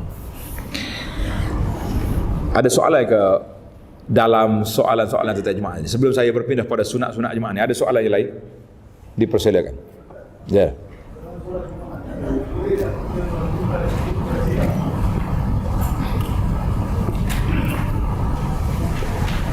Soalan tentang kunut nazilah. Contohnya dalam ada kita dilanda oleh bencana. Apa saja bencana, peperangan ke apa dia huru-hara, maka imam boleh je buat kunut nazilah pada solat Jumaat. Kunut nazilah bukan salat subuh saja. 5 waktu boleh salat, boleh kunut. 5 waktu dibenarkan kunut. Hari Jumaat pun boleh. Cuma kalau kita nak minta hujan, kita kata El Nino kuat sekarang, takut panas kan. Jadi maka di situ imam boleh berdoa dalam solat Jumaat. Ini dilakukan oleh Nabi sallallahu alaihi wasallam. Nabi kita waktu solat Jumaat, sahabat datang bagi tahu, ya Rasulullah, halakatil amwal, kering habis dah pokok-pokok. Hayawan pun tak ada susu sebab tak ada rumput dah kering. Maka Nabi kita berdoa dalam solat Jumaat, Allahumma aghna. Kata sahabat, kita keluar masjid lepas Jumaat tu hujan turun. Itu berkatnya doa Nabi sallallahu alaihi wasallam, mustajab. Minggu depan pakcik yang sama datang, ya Rasulullah, tenggelam habis dah kampung. Nabi berdoa pula, ya Allah ya Tuhan aku, cukuplah. Nah, dikata kami keluar daripada masjid, matahari cerah. Kita kata subhanallah. Itu semua Allah Taala nak tunjuk tanda mukjizat Nabi sallallahu alaihi wasallam bahawa dakwah yang dia bawa ni betul. Kita nampak kita ada Allah. Kalau kita arah ke doa kita sendiri, kita tak nampak kita bila Tuhan nak mustajab doa kita, tak nampak. Sebab itulah kita pergi cari tempat yang pelik-pelik. Orang kata mustajab doa dekat pokok kayu ni, pergi mustajab doa dekat kubur. Lah, kita doa, kata ulama, doa yang paling mustajab apabila hati tu khusyuk nak berdoa. Itu yang paling sah. Sebab tu bila orang ni kadang-kadang kita berhajat, kita yang berdoa. Semua orang doa dia macam-macam. Kalau dia simpati, dia doa kuat. Itu pun sambil lepas-lepas doa dia tak di Facebook, saya baru sudah berdoa pada kawan yang sedang sakit. Kita kata tak payahlah, malaikat dah tulis, malaikat dah aminkan, kenapa tak puas hati pula? Wallahu a'lam. Ada soalan sini? Tak ada. Tak ada. Kalau soalan banyak kita tak payah masuklah. Sunat-sunat Jumaat ni panjang pula ni. Ya, kita tangguh dulu untuk soalan. Break setakat tu dulu. Sebab ya silakan, ini kita jauh tu macam mana? Ada mic ke kat belakang? Ada mic. Nak pakai Nu bagi mic tu. Baru sedap dia orang nak dengar ni. Assalamualaikum. Assalamualaikum. Saya pernah main Jumaat di sebuah negara Turki, bangsa Arab. Jadi lepas imam baca Al-Fatihah, saya pun baca Al-Fatihah. Tapi yang setelah untuk Arab ni dia ada bukan saya, so saya diam. Jadi saya pun macam terkejut juga tentu cara dia. Kadang-kadang jemaah macam tu kita nak baca lagi ke ataupun kita dengar je. Terima kasih Ustaz. Salam. Negara mana pergi tu? Sebut negara tak apa dah. Kita tahu dia punya mazhab apa. Sebab geografi mazhab ni berbeza kan. Kalau kita pergi ke India, Pakistan, Tan tu semuanya mazhab Hanafi. Kalau pergi Arab, sebelah Arab Afrika tu, dia panggil Jazair, Tunis. Apalagi negara yang mazhab Maliki. Kalau pergi ke contohnya sebelah negara macam Arab Saudi sekarang ni, Hambali, mari sini Syafi'i. Jadi orang-orang mazhab Hanafi dia tak baca dah belakang imam. Dia tak baca-baca. Dia pergi kepada ayat tadi. Jadi kalaulah kita pergi mazhab negara yang mazhab dia tak baca, makmum tak baca, kita baca perlahan lah. Dia tak boleh baca dalam hati. Orang tak panggil baca dalam hati, berfikir dengan hati. Berfikir dengan hati, baca dengan lidah, baru jadi bacaan. Kalau fikir dengan hati, kalau baca dengan lidah. Jadi kita kena baca sekadar didengari oleh telinga kita. Ni kadang-kadang orang ni bukan telinga. Orang sebelah dia boleh aminkan Fatihah dia. Itu bukan telinga dia tu. Telinga dia. Karena itu hikmat, kita belajar ilmu rahsia, dia panggil ilmu hikmah. Kenapa mulut dengan lidah sambung? Kenapa sambung? Sebab dia nak dengar dua ni. Kita baca, kita telinga kita dengar. Cukuplah setakat tu. Ni ada setengah orang ni, dia imam, tapi waktu solat, waktu bacaan sirri, rakaat yang ketiga, rakaat yang keempat, sampai makmum boleh amin kat belakang, itu bukan sirri. Sirri ni maknanya kita dengan kita je dengar, orang lain tak dengar. Jadi kita kena perlahankan bacaan. Saya walaupun tidak di mazhab, di negara yang mazhab yang tak boleh baca Fatihah, mazhab yang suruh baca Fatihah ni pun kita kena perlahankan bacaan, jangan dikuat-kuat. Sampai kalau orang sebelah boleh amin tu, mana kuatlah tu bacaan. Jangan mengganggu orang lain. Dalam bab solat kita tak boleh ganggu orang, dan orang pun tak boleh kacau kita dalam bab solat. Ya. Ni silakan. Ya. Tapi ibu soalan baru ni, katakan kalau kita menghabiskan doa di khutbah betul, dia kita bertutur. Bercakap. Dia kata amin secara perlahan ya. Mana kalau orang, biasalah kita ni, kita tidak diminta supaya angkat tangan waktu imam berdoa. Itu dalam kitab kita tersebut, tidak ada kitab, tak boleh waktu imam berdoa kita angkat tangan lah, kita diam. Tapi kalaulah dia panggil, bila doa tu sangat terkesan kepada kita, kita boleh amin secara perlahan saja. Jangan doa amin macam Arab tu, jangan. Arab derah ya, Allahumma fil amin. Itu tak boleh lah, itu dalam di luar solat. Tapi dalam solat Jumaat tidak boleh. Termasuk juga bila khatib sebut nama Nabi SAW, kita juga berselawat Allahumma salli. Tapi perlahan lah, perlahan untuk kita, jangan duduk kuat-kuat jalan ni. Cuma timbul hari ni soalan, habis soalan orang lepas tu soalan kita pula. Silakan. Tadi. Ya, sir. Waalaikumsalam.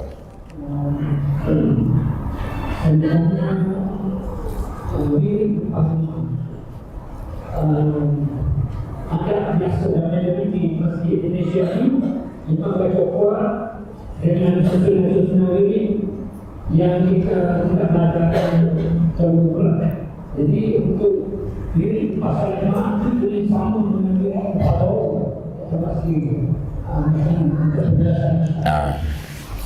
dia seperti yang kita belajar dah dalam kitab-kitab fiqh kita mazhab Syafi'i ini.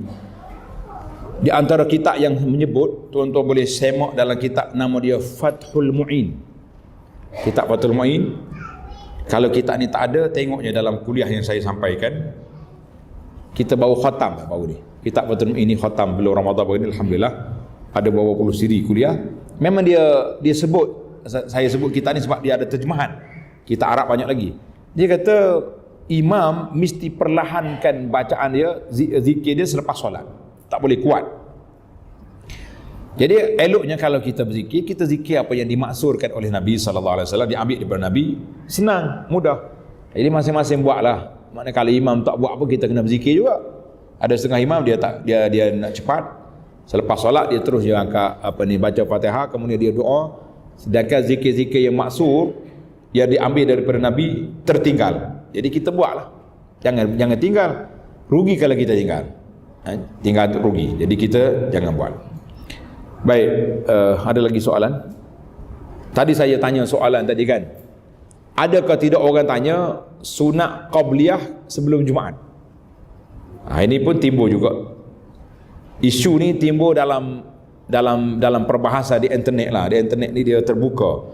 Awak nak tulis apa boleh, nak kata apa boleh. Jadi kita pun pilih-pilih lah, nak tulis, nak kata. Kita begini ya, senang. Sebab internet ni dia tak ada kawalan, pukul 3 pagi, pukul 4 pagi boleh tulis. Kita lah kawal diri kita. Kita waktu kita nak menulis, kita tulis. Kita letak sini, tulisan ini, kalaulah ditanya di hadapan Allah Azza wa Jalla nanti, kita boleh jawab, tak boleh jawab. Itu je. Kalau tidak, siapa nak kawal kita? Tak ada orang kawal. Semua orang boleh menulis kan? Boleh menulis yang baik, boleh menulis yang tak baik. Boleh buat fitnah pada orang pun boleh. Nak puji orang melambur-lambur pun boleh. Jadi kita kira tulisan aku ini, sebagaimana kata di para ulama, apa yang kita tulis itu yang kita akan baca di hadapan Allah di akhirat esok. Betul tak? Apa yang kita tulis itulah yang kita nak baca di hadapan Allah di akhirat esok. Maknanya rekod amalan yang kita nak baca, suratan amalan yang kita nak baca di akhirat esok, apa yang kita buat atas dunia. Jadi kita menulis yang baik-baik. Jadi kita berhati-hatilah para jemaah sekalian. Jadi maka timbul soalan tadi, iaitulah tentang solat sunat qabliyah Jumaat. Ada ke tak ada? Jawapannya dari sudut sejarah. Sejarah dan realiti. Dari sudut sejarah, zaman Nabi SAW ada berapa kali azan? Berapa kali azan? Sekali. Waktu azan tu masuk waktu dah ke tidak? Masuk waktu. Nabi berada di mana? Di atas mimbar. Jadi selepas azan tak ada lagi waktu nak solat qabliyah.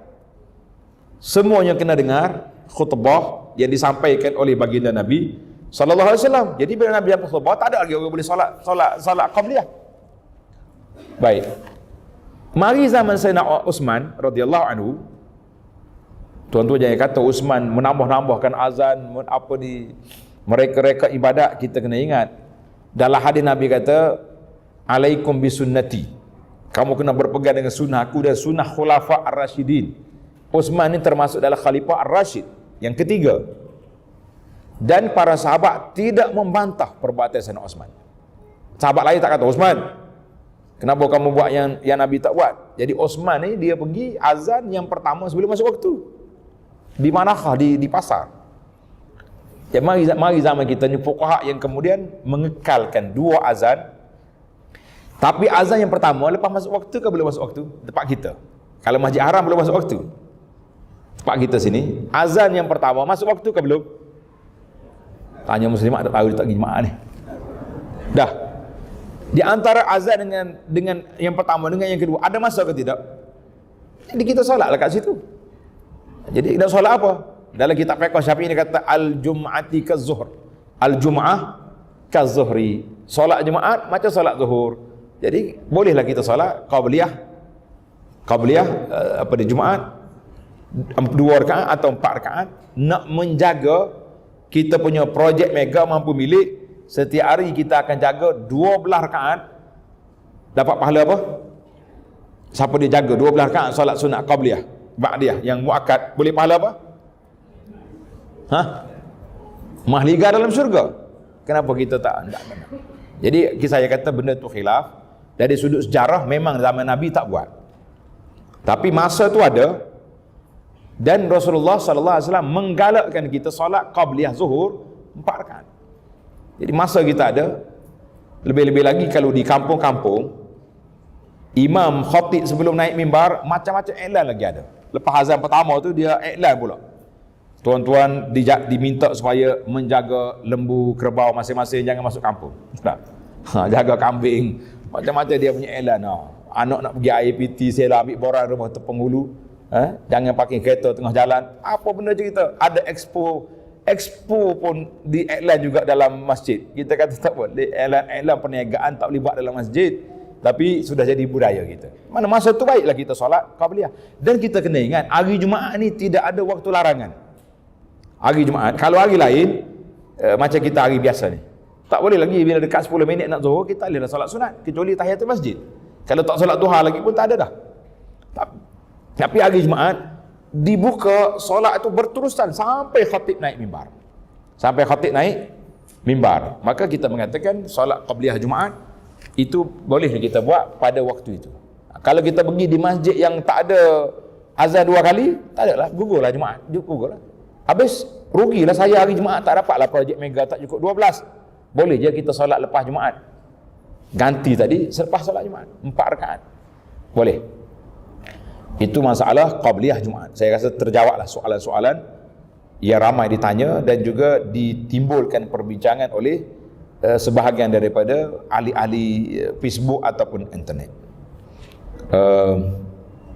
Soalan yang berikutnya, kau ada soalan? Sila. Kalau tak ada, kita nak tanya ni.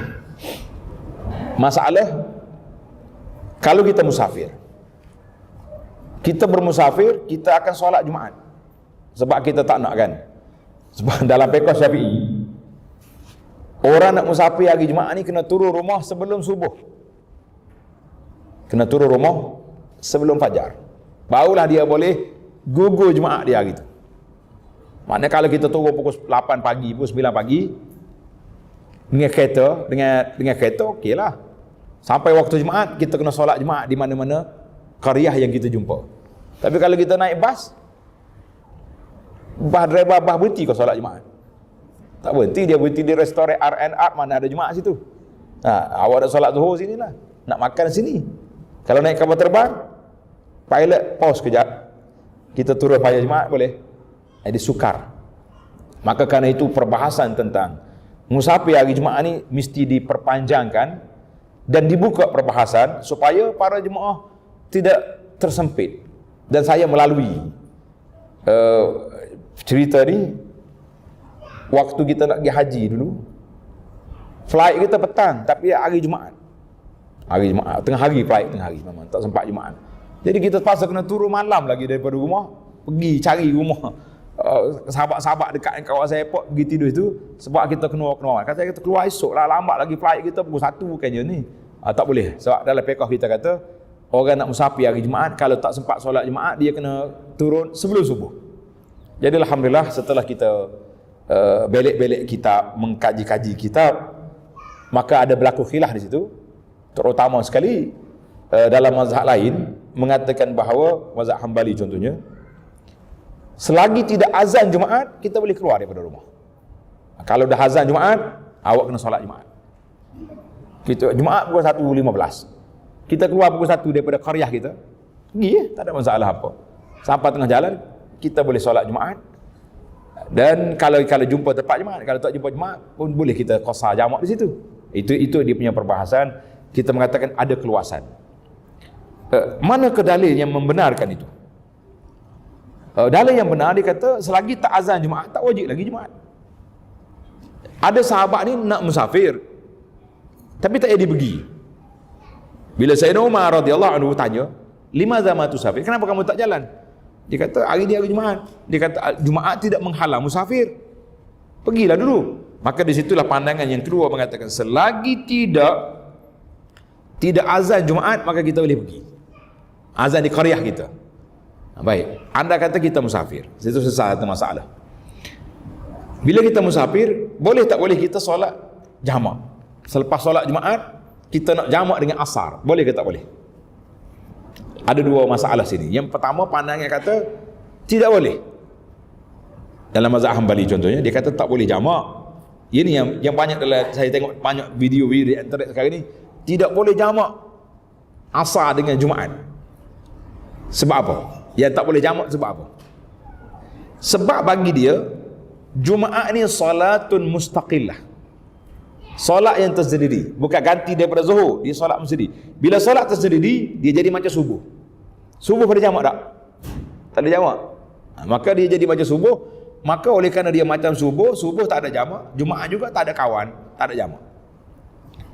Bila kita balik pada fiqh mazhab Syafi'i, dia kata as-salat al-jum'atu kaz-zuhri. Sepatah tu dia kata. Jumaat macam zuhur, ganti daripada zuhur. Tapi tak payahlah bila solat Jumaat kena solat zuhur pula. Tak. Bila ganti daripada zuhur, bermakna kalau kita dah solat Jumaat, ganti pada zuhur, bolehlah kita jamak dengan asar. Kita kadang-kadang bila kita berjalan kawan-kawan, kalau anak sendiri saya akan jamak asar zuhur, kita solat Jumaat dengan imam, kemudian kita solat asar. Jadi ada yang tegur dia tu, ustaz, ada ustaz ni kata tak apa, awak nak ikut dia jangan solat, nak ikut saya solat. Sebab kita pegang dengan pandangan yang mengatakan bahawa as-salat al-jum'atu kaz-zuhri. Jumaat itu macam zuhur, boleh kita jamak. Dalam kitab fiqh Syafi'i pun membahaskan tajuk ni. Jadi boleh. Wallahu a'lam. Ada lagi soalan yang berkait dengan Jumaat? Silakan. Habis dah. Baik, sebagai penutup, Ya salam. Jadi alhamdulillah kalau khatib tak angkat tangan, jadi kita makmum juga tidak angkat tangan. Tak dicuma soalan tadi, cuma kita boleh amin secara perlahan je. Amin. Bila ke khatib boleh angkat tangan dalam doa khutbah? Jawabnya ketika doa minta hujan. Contohnya sekarang ni udara panas. Bila panas macam mana kita nak sejukkan udara? Kalau dalam rumah pasal aircon. Nak pasal aircon apa dengan dunia ni? Jawabnya hujan yang menyejukkan. Maka pada ketika itu khatib boleh berdoa minta hujan. Sebagaimana Nabi SAW minta hujan ketika sahabat mari mengadu tadi. Solat istisqa ni. Jadi Nabi kita minta hujan dalam khutbah. Jadi bila kita minta hujan kita boleh angkat tangan. Angkat tangan berdoa, Allahumma aghithna, Allahumma aghithna, Allahumma aghithna, Allahumma anzil alaina al-ghais wa la taj'alna minal qanitin wa la taj'alna minal ayisin. Jadi kita doa. Jadi pada waktu itu makmum juga boleh angkat. Kita tengok kalau imam angkat kita boleh angkat.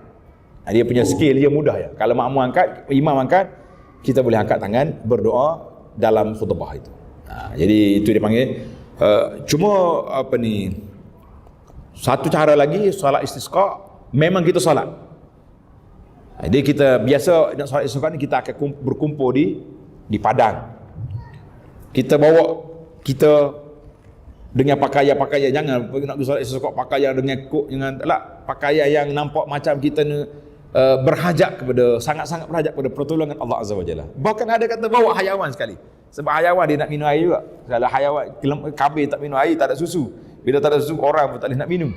Macam-macam lah dia punya ada SOP yang disebut. Jadi sekarang ni kita ada lagi soalan? Ya.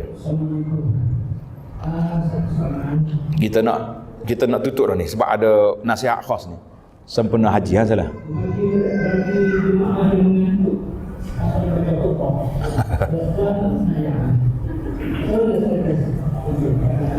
Ni masalah kita ni. Dulu kita selalu cerita tak, waktu pergi perang Badar dulu sahabat mengantuk. Allah kata mengantuk ketika peperangan, ketika takut, itu satu keamanan yang Allah anugerahkan. Kita ni kalau esok nak buat pembedahan, malam tu tidur lena ke tak? Tak lena, takut. Tapi kalau boleh lena, amanatan minhu, satu keamanan Allah anugerahkan. Tapi kalau kita duduk dalam majlis ilmu, ketika khutbah, ketika ceramah mengantuk, itu diganggu oleh syaitan. Jangan ada, dia beza antara dua tidur juga ni. Cuma kalaulah dia tidur tetap punggung dia tetap tak bergoyang, tak bergerak, tak batal wuduk, sahlah dia punya solat, boleh bangun dengan wuduk itu je lah. Cuma dia kata kalau dalam kitab fiqh kita lah, dia mensyaratkan 40 orang. Jadi kalau ada lagi orang lain dengar, dia tak dengar seorang, itu sahlah, tidak jadi masalah kepada solat Jumaat kita dan solat Jumaat dia. Baiklah, sebagai penutup, kita hari ini sudah 14 Zulqa'dah. Betul? Berapa hari lagi kita nak menerima Zulhijjah? Berapa hari lagi? 2 minggu lagi. Bila ke bulan Zulhijjah? Bulan Zulhijjah ni bila? Sudah hari jalan lah dia. 1 Zulhijjah lah. 1 Zulhijjah tahun ni berapa hari bulan? Ustaz Umar, berapa hari bulan 1 Zulhijjah ni? 20 Jun. Tengok dalam takwim tu, dalam kalender tu. Dia duk jawab kat saya tak jadi. Baik. Bila masuk 1 Zulhijjah, ada beberapa perkara yang saya nak sebut. Yang pertama, tulis. Dalam hadis yang sahih, baginda Nabi SAW sebut, "Ma min ayyamin al-amalu salihu fihinna khairun wa ahabbu ila Allah." Tidak ada mana-mana amal soleh yang kita lakukan lebih disayangi, disukai oleh Allah Ta'ala lebih daripada kita lakukan pada 10 awal Zulhijjah. Hari bermula 1 Zulhijjah sampai 10. Mana sampai ke hari Arafah, sampai kepada hari raya. Itu hari apa dia panggil? Hari yang terbaik. Dalam hadis kata khairu ayyamid dunia. Hari yang terbaik dalam dunia ni hari awal Zulhijjah sampai hari 10. Kita akan melalui hari yang terbaik dalam dunia. Beramal soleh padanya sangat disayangi oleh Allah Azza wa Jalla. Sangat disayangi oleh Allah Azza wa Jalla untuk tahun ni 20 hari bulan Jun. 20 hari bulan Jun insya-Allah 1 Zulhijjah. Takwim kita lah, mungkin takwim Arab 2019 saya tak pasti lagi. Sebab kerajaan Arab Saudi belum lagi mengisytiharkan masuknya anak bulan Zulhijjah. Kita tunggulah sebab Arab Saudi ni dia tak isytihar awal, dia akan tengok anak bulan dulu. Kita sini boleh je ahli palak isytihar awal. Sebab itulah orang buat sati awal nak beraya dah. Kecuali tahun lepas. Jam sekejap sebab raya awal lah pening dia. Tak apalah, tak ada sate pun bukan syarat. Ada makan. Bakona kita ni. Jadi khairu ayyamin dunya. Hari terbaik dalam dunia ni hari 10 awal Zulhijjah. Maka Nabi sebut dalam hadis ni fa'akthiru fihinna minat tahlil wat takbir. Maka kita kena perbanyakkan hari 10 awal Zulhijjah ni banyak bertasbih, bertakbir. Kita boleh takbir daripada awal Zulhijjah sampai ke hari raya. Sampai hari 13. Itu dia panggil takbir mutlak. Boleh takbir apa tu? Mutlak. Boleh kita takbir duduk dia Allahu akbar, Allahu akbar. La ilaha illallah wallahu akbar. Jadi takbir. Tapi kalau takbir muqayyad, takbir yang terikat dengan waktu solat, kita boleh bertakbir pada pagi Arafah lepas solat subuh hari 9 sampai ke asar hari 13. Itu dia panggil takbir muqayyad. Muqayyad mana terikat dengan waktu solat. Lepas kita kan tempat kita ni lepas solat imam akan takbir kan. Jadi kita takbir muqayyad pada hari bermula subuh hari Zulhijjah, 9 Zulhijjah hari Arafah sampai ke hari 13 asar. Tapi takbir mutlak daripada awal Zulhijjah. Mana kita kena bertakbir. Kita juga kena berpuasa sunat. Puasa sunat daripada awal boleh? Boleh. Tapi tak ada hadis mengatakan afdalnya puasa sunat daripada awal sampai 9 hari. Hari 10 tak boleh. Sebab apa tak boleh? Hari raya, ingat lagi. Takut semangat ni 10 hari. Rupanya 9 hari, bukan 10. Habis kalau kita kebetulan hari Senin, hari Khamis kita puasa, lagi baik. Berpuasa pada hari Senin, berpuasa pada hari Khamis, pada awal Zulhijjah, 2 double. Kalau kita duduk di Mekah, berpuasa hari Senin, hari Khamis di Mekah, awal Zulhijjah, berapa double? 3. Yang paling utama sekali, jangan dilupai. Tanda betul-betul tarikh kita nak berpuasa pada hari Arafah. Timbul lagi soalan ni Ustaz, tahun ni hari Arafah tak sama dengan Mekah. Contohnya kita kata Mekah hari Arafah dia hari Senin. Contoh. Kita sini hari Selasa. Jadi kita nak puasa ikut Mekah ke ikut sini? Sudahlah. Dia akan tanya Ustaz. Ustaz kata, mana ada Mekah sini? Ikut Mekah lah. Tanya orang lain pula, mana boleh ikut Mekah? Dia malam kita ada cerah, ikut sini. Jadi saya bagi solusi yang tenang-tenang. Kita puasa 2 hari. Hari 8 sini, Mekah 9. 1 puasa. Esok kita puasa lagi, dia raya dah. Jadi maknanya tak akan terlepas. Jadi alhamdulillah, jangan tanya banyak. Kita ni dengan puasa Arafah ni jangan jadi macam lembu Bani Israel. Dengar cerita lembu Bani Israel. Dia tanya kan lembu warna apa? Tua ke muda? Kuru ke gemuk? Akhir sekali nak sembelih pun tak jadi pasal banyak tanya. Jadi kita buat solusi. Kalaulah berbeza Mekah dengan sini, kita buat 2 hari. Mekah Arafah kita tak lagi. Kita puasa selesai. Esok kita kembar 2, jadi confirm. Tak ada khilaf, tak ada siapa boleh pertikaikan. Kita kata alhamdulillah. Jadi para jemaah sekalian, kita perbanyakkanlah puasa, lebih-lebih lagi hari Arafah. Tolong jangan buat kenduri pada hari itu. Kalau orang nak ajak juga kenduri, paksa kita pergi, bawa tapuai siap-siap. Aku puasa ni tapi datanglah sebab meraihkan majlis orang yang tak reti, tak belajar sunnah. Cakap betul. Hari ni hari puasa, engkau duduk makan pula buat apa? Dia terpuasa tahun depan lah. Ada jemaah ni dia gurau saya, dia kata Ustaz, saya nak puasa tahun depan lah, boleh? Saya kata boleh ya, tapi satu permintaan. Dia kata, Ustaz nak minta apa? Tolong SMS ke Malikul Maut, tanya kita ni ada senarai ke tak tahu ni, sempat ada puasa tahun depan. Kalau Malikul Maut kata okey, tak payah puasa tahun ni. Dia kata Ustaz backing lalu. Kita tidak backing, kita sayang kau peluang nak puasa. Kita mana tahu tahun depan kita hidup, tahu tak tahu. Puasa. Apalagi kita nak buat, perbanyakkan solat. Kalau dulu kita hari ni solat duha berapa rakaat? 4. 1 Zulhijjah ni 8. Naik dia punya tu. Yang qabliyah yang 2 rakaat tu tambah jadi 4. Yang ada 4 lah, yang muakkad tak muakkad tu tambah semua sekali. Ini peluang khairu ayyamid dunya. Sebaik-baik hari dunia tiba-tiba kita pula jadi tak baik. Kenapa? Rugi tak rugi? Sebab itulah ana suruh perbetulkan persepsi kita kepada amalan sunat. Ya, amalan sunat ni kalau buat boleh pahala, tak buat